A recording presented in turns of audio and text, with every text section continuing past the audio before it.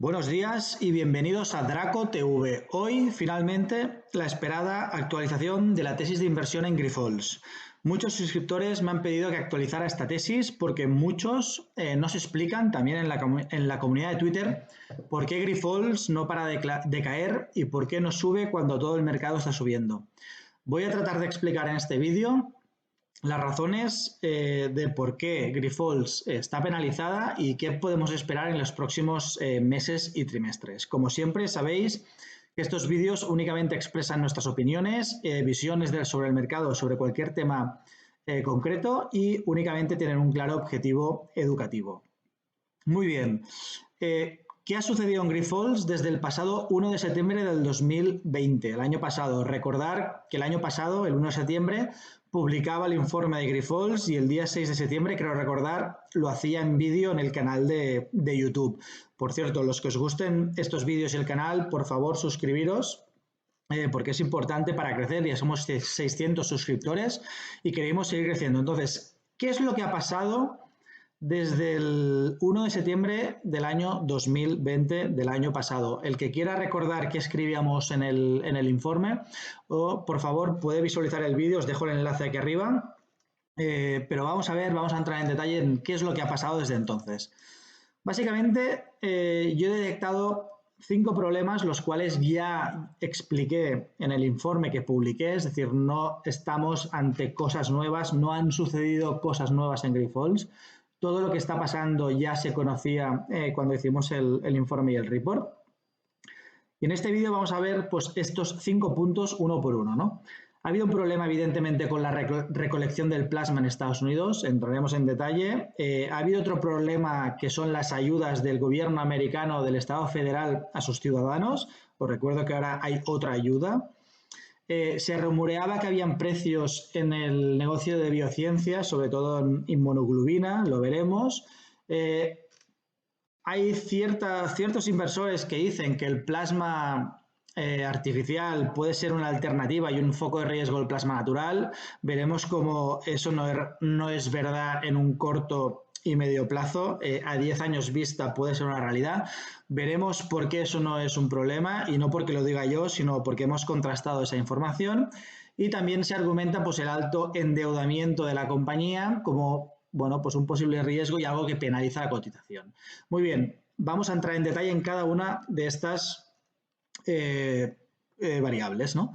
Primero, quiero en 2 slides precisar 2 cosas que entiendo que todo el mundo conoce, pero quiero recalcarlas porque siempre que se analiza un negocio, y sabéis que en Draco lo hacemos sobre todo en compañías pequeñas, hay que entender el modelo de negocio de una compañía. Y Grifols, cualquier inversor en Grifols tiene que entender cuál es su proceso productivo y qué duración tiene. ¿Cómo funciona el proceso productivo de Grifols? Pues tenemos una primera fase que es la donación de plasma. Es decir, Grifols tiene aproximadamente unos 300 centros en Estados Unidos, tiene más por Estados Unidos, pero el foco principal es Estados Unidos. Entonces, a esos centros de donación pues acuden los donantes de plasma, ¿vale? Que mediante una técnica que se llama plasmaféresis se extrae el plasma de la sangre y a través de eso pues, se acaban generando al final los medicamentos, ¿no? Por tanto, esa primera fase es que los ciudadanos acudan al centro de donación. Existe una segunda fase, que es que la FDA exige que se hagan pruebas de calidad y seguridad sobre ese plasma que se extrae pues, de forma recurrente, ¿no? Y con cierta frecuencia. Una vez se extrae el plasma, este plasma queda o permanece en inventario durante un mínimo de 2 meses, ¿vale? Y después de ese mínimo de 2 meses se envía ese inventario a fabricación, por tanto entramos en la penúltima fase que es producción, ¿vale? En ese proceso de producción o de fabricación lo que hace la compañía es extraer las proteínas terapéuticas del plasma y hace 2 pasos adicionales, una vez extraídas las proteínas, que es se purifican y se inactivan los virus, porque evidentemente estamos sacando plasma de seres humanos que podrían traer pues, varios virus, ¿no? Por tanto, en ese proceso de fabricación o producción habrían 3 pasos, que es extraemos las proteínas terapéuticas, purificamos e inactivamos el virus, ¿no? Para llegar a la última fase, que es la formulación, ¿vale? De los medicamentos. Por tanto, en la fase 5, los medicamentos están listos para la administración, ¿vale? Es decir, para la administración a pacientes con años después. Todo este proceso tiene una duración, diría que mínima, de 12 meses, ¿vale? Y eso puede estar en un rango pues, de 11-12 meses a 13-14. Es decir, todo ese proceso de fabricación de los medicamentos que vende Grifols tienen una duración de 12 meses. Acordaros de este concepto porque ahora vamos a hablar sobre ello. Otro concepto importante que hay que tener claro en Grifols es, muy bien, Grifols fabrica medicamentos, pero esos medicamentos, ¿a qué pacientes van destinados? Pues acordaros que hace un tiempo publicamos un artículo en Fan Society donde explicábamos cómo en Draco Global, cuando hacemos una inversión, cómo contrastamos esa información pues con las fuentes, con clientes, con proveedores, con distribuidores, con aquellos que conocen mejor los productos y servicios de una empresa. En el caso de Grifols y otras empresas en las que somos accionistas o hemos sido, como puede ser Corum Medical, como puede ser Paysign, es decir, son empresas que están todas dentro del mundo del plasma, pues lo que hicimos es contrastar esa información con, en este caso, un cliente del producto de la inmunoglobina, ¿vale? Y hablamos con la Fundación PIDD de Barcelona, con el presidente, el doctor Pere Soler Palacín. Y el doctor Pere Soler es un usuario, ¿vale? En su fundación, en el hospital donde trabaja, donde es el jefe, pues utilizan esa inmunoglobulina, ¿no? Para inyectarla en sus pacientes. Entonces, ¿para qué se utilizan los medicamentos de Grifols? Pues existen una serie de enfermedades que se llaman PIDD, que se llaman SID, que básicamente son inmunodeficiencias primarias, ¿vale? Pero son enfermedades genéticas que generan un mal funcionamiento del sistema inmunitario.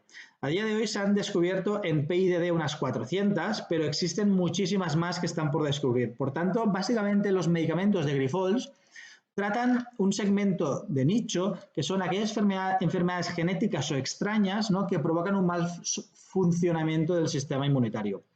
Estas enfermedades no son comunes. Como veis aquí, afectan a 1 de cada 2.000 personas. ¿Vale? Y la mayoría de los casos se diagnostican en la infancia, por lo cual suelen afectar más a niños, ¿no? Según diferentes estudios económicos, se estima que a nivel global existen 650.000 personas diagnosticadas, pero lo más importante, y aquí está la clave de futuro para Grifols, es que se estima que hay unos 6 millones de pacientes que aún no han sido diagnosticados, es decir, que aún no están siendo tratados, ¿vale? Aquí veis el monumental crecimiento que ofrece este sector pues, a este oligopolio de empresas como puede ser Grifols, TSL Baxter, Takeda, etc., ¿no? Por tanto, los medicamentos de Grifols se utilizan para tratar enfermedades extrañas. El que quiera mayor detalle, os invito a que abajo os he puesto el link a leer el artículo que publiqué en Fan Society, que está muy al detalle, conjuntamente con la PID Foundation de la mano de Pere Soler Palacín, y que, repito, publicamos para analizar una compañía que se llama Corum Medical, ¿vale? Que no voy a entrar en detalle en este vídeo, pero quedaros que como mínimo existen 6 millones de personas en todo el mundo que no están siendo tratadas de estas enfermedades extrañas. Por tanto, en el momento en el cual empiecen a ser tratadas, se va a requerir más inmunoglobulina que se inyecta de forma intravenosa o subcutánea. Ya avanzo que ahora existe preferencia por la subcutánea. Tenéis toda la información en este artículo. Muy bien, vamos a entrar ya exactamente a ver el primer punto. Hemos dicho que durante la COVID-19 ha habido un problema en el suministro, en la recolección de plasma. He cogido un gráfico de una presentación de CSL donde podemos ver muy bien, ¿no?, qué ha sucedido con la recolección de plasma. Ellos lo miden en número de donantes por semana, no nos ponen las cifras porque es información confidencial. Si lo publican, pues evidentemente Takeda y Grifols tienen acceso, o sea que a ninguna empresa de este sector quiere dar excesiva información, pero sí que vemos dos cosas. Vemos dos líneas, una negra que es el año 2019 y una roja que es el año 2020, ¿no?, que nos indica el número de donantes por semana. Fijaros cómo a partir del mes de febrero vemos una caída hasta llegar a marzo, que no es por el COVID, es por un tema estacional relacionado con el tema de impuestos en Estados Unidos, Pero sí que durante la crisis de la COVID, que básicamente los meses fuertes donde hubo una cuarentena total, pues fueron marzo, abril, mayo, fijaros como la línea roja, pues desde estos niveles se desploma, ¿vale? Básicamente el lockdown, es decir, las cuarentenas hacen que las donaciones por semana se desplomen. Evidentemente eso genera un problema de recolección de plasma, ¿no? ¿Por qué? Porque durante los meses de marzo, abril y mayo la recolección de plasma ha sido muy inferior. Acordaros que el proceso de fabricación es de un mínimo de 12 meses. Eso indica que Grifols no podrá recuperar esos niveles de recolección de plasma hasta mayo de 2021. Por eso vamos a decir más adelante que hay que fijarse en los resultados del 2H21 y no del primer semestre de este año, porque los resultados estarán impactados por la pandemia. Hay un efecto lag de 2-3 trimestres por lo que hemos comentado antes. A partir del mes de junio, pues la recolección de plasma se empieza a recuperar, ¿no? Y es verdad que con la siguiente cuarentena, la que hubo a finales de año, pues bueno, decae un poco, ¿no? Pero pensamos que lo peor ya ha pasado, pero hay que entender el porqué de los problemas que vamos a ver, que ya hemos visto en el cuarto trimestre del 2020 y que probablemente veremos en el primero y en el segundo trimestre del año 2021. La clave está en este gráfico. Después, si nos vamos a la presentación que hizo Grifols, su Investors Day de 21 de octubre del 20, básicamente nos anticipa, ¿no? Nos decía que en el segundo trimestre del 20, evidentemente, la oferta, los niveles de plasma, pues se redujeron, que hubo una mejora, como hemos comentado, a partir de verano, junio-julio, que esa mejora fue más rápida en Alemania que en Estados Unidos. Recuerdo la última vez que hablamos con el equipo de relación con inversores de Grifols, nos anticipaba que en Alemania, en el mes de abril, ya se empezaba a recuperar. En Estados Unidos esa recuperación fue más lenta, ¿no? Grifols ya estimaba para sus investors que la recolección de plasma en el año 20 le iba a caer un 15%, ¿no? Las guías estaban entre un 15 y un 20, al final fue un 15, ¿no? También Grifols nos anticipa que para el año 2021, sobre todo en el segundo semestre, pues la recolección de plasma incrementará en un más 30%. Por tanto, todo indica que el inversor debe fijarse en los resultados del segundo semestre, no del primer semestre, ¿vale? Porque la cotización siempre anticipa las cosas. ¿Cuál ha sido el impacto en el año 2020 de este problema en la recolección de plasma? Pues que evidentemente, fijaros, os lo he puesto aquí en amarillo, pues que los costes fijos que soporta Grifols no han podido ser absorbidos, ¿no? Porque ha habido una menor recolección de plasma o una menor venta, ¿no?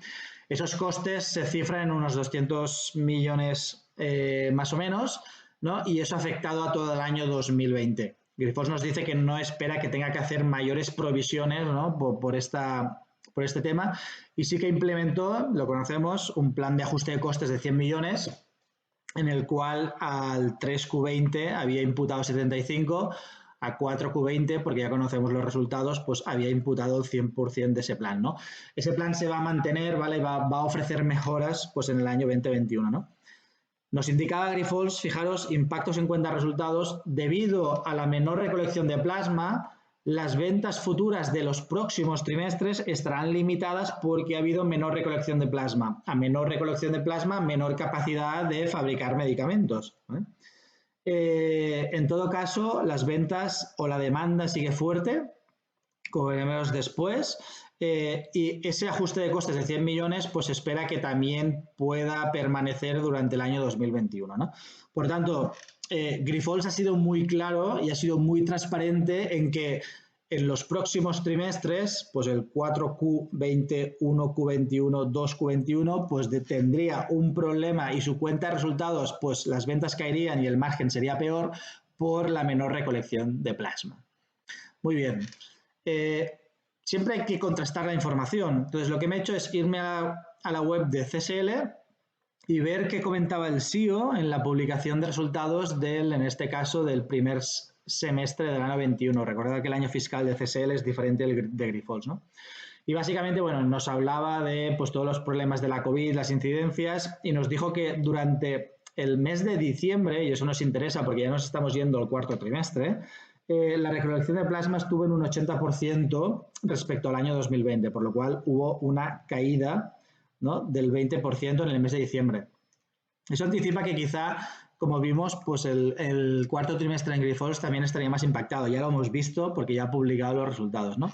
Pero no estamos viendo algo en Grifols diferente a lo que hemos visto o lo que vemos en las otras empresas que forman parte de este oligopolio. Es decir, Grifols, CSL, Taquedas, todas aquellas compañías que operan en el negocio del plasma han soportado los mismos problemas, por lo cual no hay que obcecarse con que Grifols tiene un problema particular, no, es el mismo problema que tienen todos. También CSL nos indica que evidentemente ha implementado iniciativas para incrementar las recolecciones de plasma, ¿no?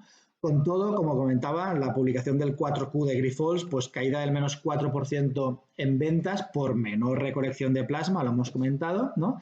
En la división de biociencia, que es el 80% de las ventas, y tenemos un lag, ¿no?, de trimestres que lo veremos reflejado en el segundo semestre del 20 y en el primer semestre del 21, ¿no? Como he dicho, esperamos que en el segundo semestre del 21 la recolección de plasma en Estados Unidos se normalice, ¿no? Después veremos que hay una razón por la cual esto igual no se da, y ahora lo comentaremos, que son las ayudas del gobierno americano. Por tanto, ¿cuál es el outlook del negocio del plasma o cuál es, ¿no?, la previsión futura? Grifols tiene aproximadamente unos 295-300 centros en Estados Unidos a final del año 20, en total, de los cuales 250 son en Estados Unidos y 43 son en Europa. Es verdad que durante el año 19-20 compró centros de fraccionamiento en Canadá, pero la cifra es cercana a 300. Y el objetivo de Grifols es que para el año 2025 su capacidad de fraccionamiento, que es el FC, quiere llegar a 435 centros en todo el mundo, 369 en Estados Unidos y 66 fuera de Estados Unidos, principalmente en la Unión Europea. Por tanto, con estos números ya podemos hacer una proyección a futuro, ¿vale? Si tenemos en cuenta estas proyecciones, nos la creemos, en el año 2025 Grifols tendría una cuota de mercado del 45% con esos 435 centros que hemos comentado. Y eso implicaría una capacidad de fraccionamiento de plasma de 28 millones de litros en el año 2026 desde los 21 millones actuales. Por tanto, lo que hay que entender con todo esto es que Grifols está aprovechando toda esta problemática de la COVID para incrementar su capacidad de fraccionamiento. ¿Cómo? Pues creando nuevas plantas de producción y evidentemente también con M&A, comprando empresas para integrarlas dentro de su portfolio de plantas, ¿vale? Eso ha hecho evidentemente que el endeudamiento se incremente, como veremos después, no es un problema, pero lo que la gente nos está dando cuenta es que Grifols está convirtiéndose en el líder en fraccionamiento de plasma en Estados Unidos. Y eso es muy, muy importante. Y pensamos que puede llegar a cuotas de mercado del 45%. El negocio del plasma es un negocio que sigue creciendo, ¿vale? Aquí tenemos muchos estudios, pero Research and Markets nos dice pues, que el negocio del plasma debería pasar de los 22 billones actuales, ¿vale?, en el año 20 a los 32 billones en el año 27.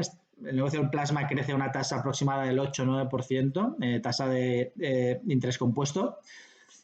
Y fíjate cómo aquí Grifols ha sido capaz de crecer a tasas muy superiores, evidentemente, por el M&A, ¿no? También nos dan más datos y nos dicen que la inmunoglobulina intravenosa, la que se inyecta en vena, pues se espera que crezca a una tasa aproximada del 6%, pero mucho más interesante es la subcutánea, que crece a tasas muy superiores, ¿no?, a la intravenosa. Después lo veremos, ¿no?, pero es más fácil de administrar, se puede administrar en casa, es menos perjudicial, tiene menos efectos secundarios, etcétera, ¿no? Y actualmente, pues Estados Unidos representa el 30% de la oferta de plasma. Hasta aquí el por qué ha habido un problema en recolección de plasma. El segundo punto es que el gobierno americano, a través del CARES Act, pues lo que ha hecho es ha implementado ayudas, ¿no?, a los taxpayers americanos, es decir, a cualquier persona que pague impuestos en Estados Unidos. El gobierno de Donald Trump, el 27 de marzo, ¿vale?, aprobó el primer paquete y pagó $1.200 pues a familias, ¿no? Familias con niños recibieron más dinero, pero todos aquellos que pagaban impuestos en Estados Unidos.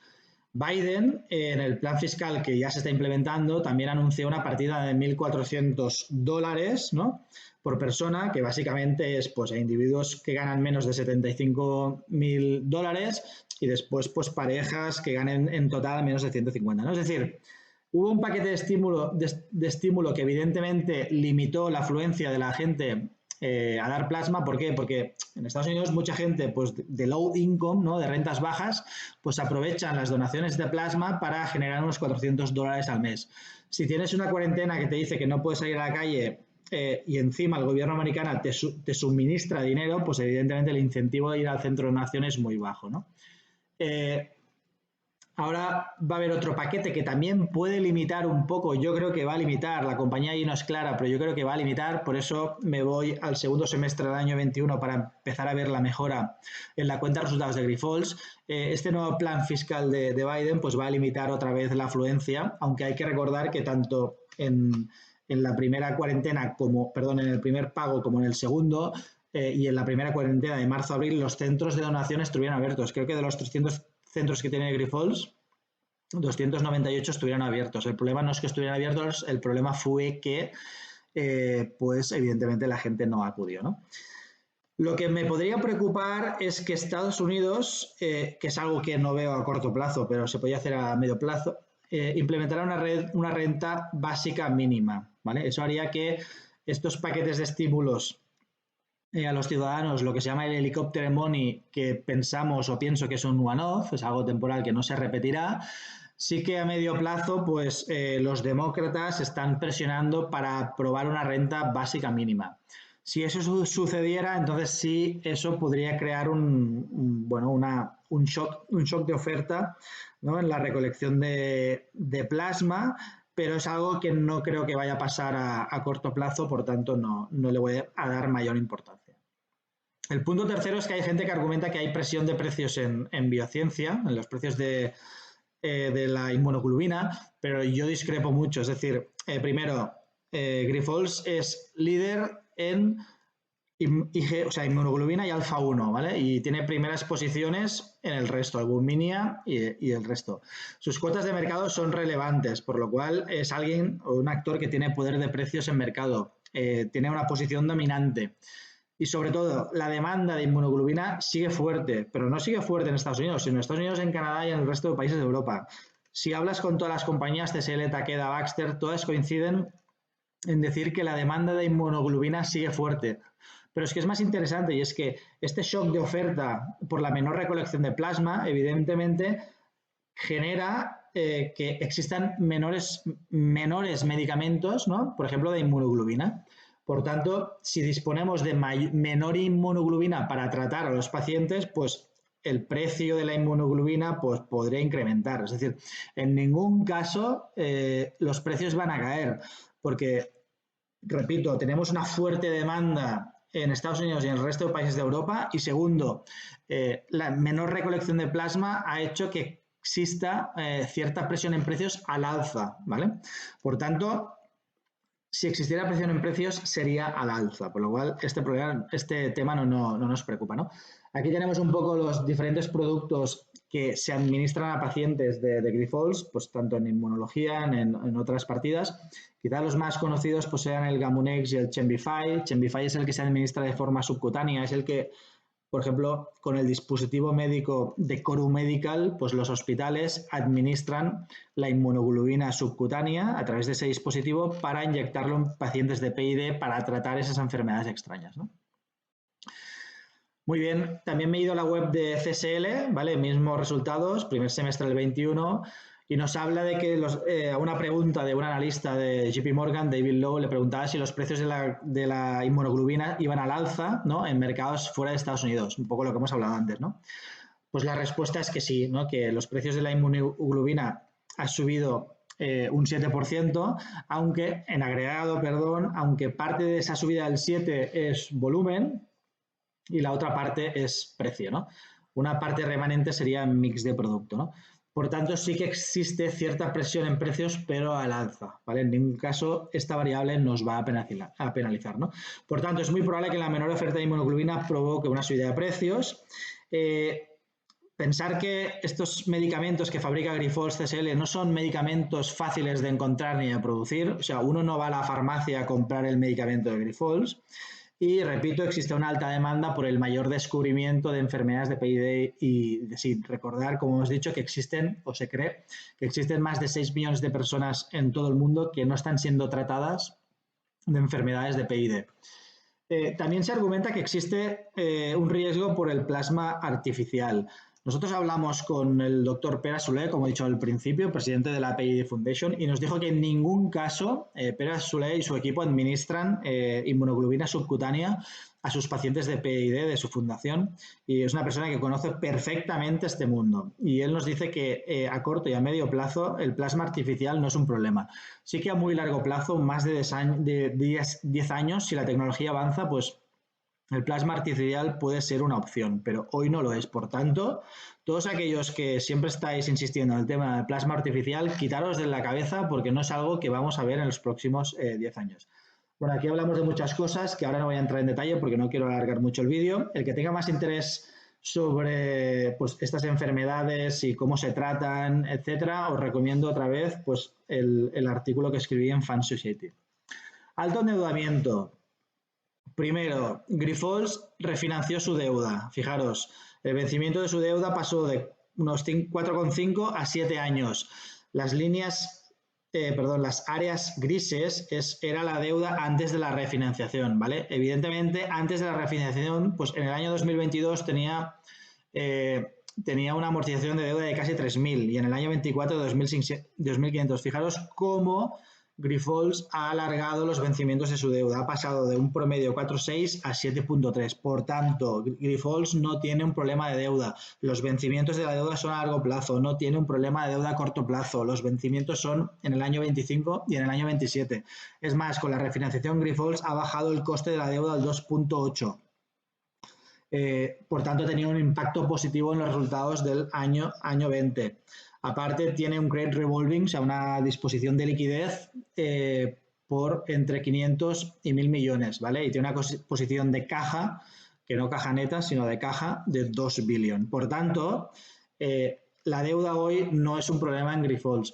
Fijaros los ratios de deuda. Si hablamos de deuda neta, estaría en torno a 5.200 millones de euros. Es verdad que aquí no se incorporan los leasings operativos, ¿no? Por el cambio de IAS 16, pero es un importe no es muy importante. La deuda bruta yo calculo que está en torno a los 7.300 millones de euros, ¿no? Pero en todo caso, bueno, los ratios pues son razonables y esperamos, como veremos después, que la compañía se desapalanque rápido. Acordaros que en el año 2011 con la compra de Talecris, que fue una compra muy grande para Grifols, el mercado también le penalizó, pero después Grifols demostró que en 2 años y con fuerte generación de flujo de caja la compañía podía desapalancar el balance de 5 veces deuda neta EBITDA 2 veces, ¿no? Por tanto, no quiero insistir más, la deuda no es un problema, ¿no? Aquí para el que quiera más detalle tenéis la descomposición de la deuda por tramos, esto suma los 7.300 millones que hemos dicho, que básicamente son los tramos aquí de deuda senior que tiene Grifols. Fijaros con los cupones que paga sobre el IBOR y los vencimientos 25, 27, 27. ¿Vale? Por tanto, con todo esto, ¿qué valoración fundamentales hacemos y actualizamos? Pues nosotros pensamos que en biociencia Grifols va a sorprender en la segunda parte del año. El mercado está más en un crecimiento plano negativo.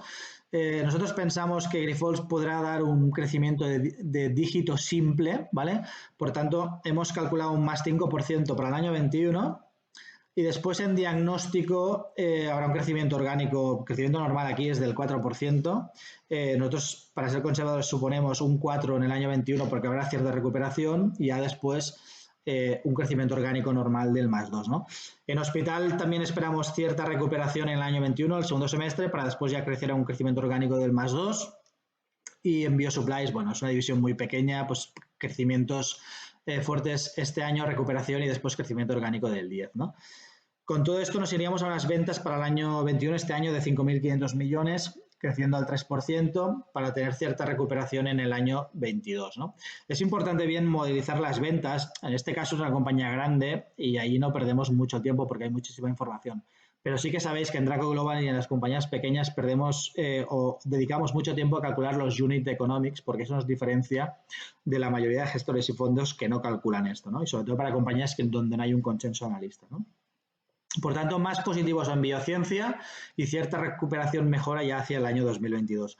Con todo, pues aquí veis los crecimientos para los diferentes años. Nosotros pensamos que este año 2021, evidentemente, el margen operativo estará por debajo del margen del 20 por todo lo que hemos explicado anteriormente y porque el proceso de recolección, perdón, el proceso de producción de los medicamentos de Grifols tiene una duración de 12 meses y eso nos impacta en el 4Q20, 1Q21 y 2Q21. Por tanto, durante el año 21 y primer semestre habrá un impacto negativo por la menor recolección de plasma, ¿vale? Que lo veremos en ventas aquí, y a la vez por ese mayor coste soportado, esos costes fijos que nos han podido absorber por la menor recolección de plasma, pues hará que el margen operativo nos caiga algo. Nosotros estimamos un margen EBIT del torno al 21%, es decir, 2 puntos porcentuales respecto al año 2020, para ya después recuperación, no lo hemos hecho progresivo, pues al 22, 23, 24%, ¿no? Con todo, fijaros, estimamos una deuda a final de este año neta de unos 6.000 millones. Esto es un ratio de 4.11 veces deuda neta EBITDA, que pensamos que el Grifols va a desapalancar el balance y que en el año 23, fijaros, el ratio estará ya por debajo de 3 veces, siendo en el año 25 por debajo de 2, ¿no? Pensamos que no es un problema, eso le va a garantizar alcanzar esa cuota de mercado del 40-45%. Y bueno, con esta valoración al final, fijaros, valoraciones muy sencillas. Estamos asumiendo low single digit para el 21, recuperación en el 22 y ya después crecimientos orgánicos normales del 4%, con caída de márgenes el 21 para cierta recuperación paulatina de los márgenes operativos hasta 2025. Reducción de la deuda de Grifols. Aplicamos un múltiplo por debajo de mercado, por debajo del mercado de 21,5 veces para free cash flow y para beneficios y un múltiplo de 15 veces para EBIT. Evidentemente estos múltiplos están muy por debajo de los múltiplos históricos de Grifols, ¿vale? El múltiplo en términos de PER de Grifols histórico es 30 veces y en términos de EBIT es 19. Es verdad que el mercado ahora asigna múltiplos inferiores a Grifols. Es decir, nosotros nos estamos yendo a unos ratios que yo pienso que son razonables. Entonces, con estos ratios y utilizando pues 21,5 y 15, alcanzamos un precio objetivo para las acciones clase B de 26 euros. Esto es un potencial superior al 90% a los precios actuales. Mucha gente me pregunta por qué la clase B y la clase A al final no es tan importante si es la clase B o la A. Lo que hay que entender es el negocio y ambas clases tienen el mismo subyacente que es el negocio que hay detrás de Grifols. La única diferencia es que las clase B pues no tienen derechos de voto, a cambio tienen una mejora en el dividendo, pero invertir en las clase A o en las clase B no importa. Lo importante es que ambas acciones, la empresa nos ofrece un potencial del 100%. Lo único que hay que tener es paciencia y veremos probablemente como a medida que nos acerquemos al segundo semestre del año 21 y empecemos a visualizar en los resultados todo lo que he comentado en este vídeo, pues tendremos mejores resultados y probablemente la cotización empiece a subir antes, pero yo creo que aquí podemos ganar pues lo que comento, ¿no? Un 100%. Es un ejercicio conservador, no he sido optimista en los números, no hace falta calcular un worst case, simplemente creo que hay que tener paciencia. Lo dicho, si os gustan estos vídeos, si os gusta el canal, ayudarme, suscribiros, por favor, ayudarme a hacerlo crecer. Somos 600 suscriptores, tenemos que llegar a 1000 suscriptores. Decirme, enviarme en los comentarios si os gustan los vídeos, qué nos gusta, qué comentarios, qué vídeos os gustaría que hiciera. Si creamos una comunidad, interactuamos entre todos, haremos mucho más grandes. Por tanto, espero que os haya gustado este vídeo. Nos vemos en el siguiente vídeo. Buenos días.